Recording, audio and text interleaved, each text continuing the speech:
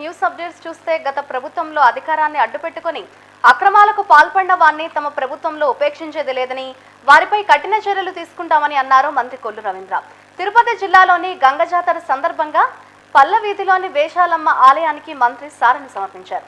అనంతరం ఆలయ అధికారులు మంత్రికి అమ్మవారి దర్శనం ఏర్పాటు చేసి తీర్థ ప్రసాదాలను అందజేశారు.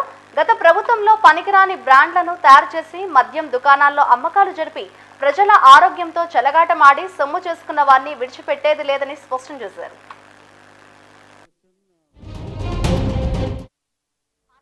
ఉన్న ప్రముఖ దేవాలయాల్లో ఒక దేవాలయంగా వెలుసిల్లుతున్నటువంటి వేషాలమ్మ దేవాలయ ఉత్సవాలు జరుగుతూ ఉన్నాయి. ఈరోజు 7వ రోజు 6వ రోజు కార్యక్రమం జరుగుతూ ఉంది.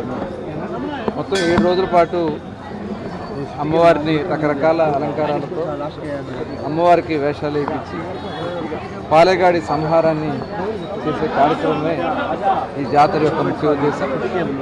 మరి ఈ గ్రామంలో తిరుపతి మహానగరంలో ఆ గ్రామ దేవతగా మరి ఆడబిడ్డల్ని కంటికి పాపలాగా రక్షించుకుంటూ అమ్మవారు మరి సేవలు అందిస్తూ ఉంటారు.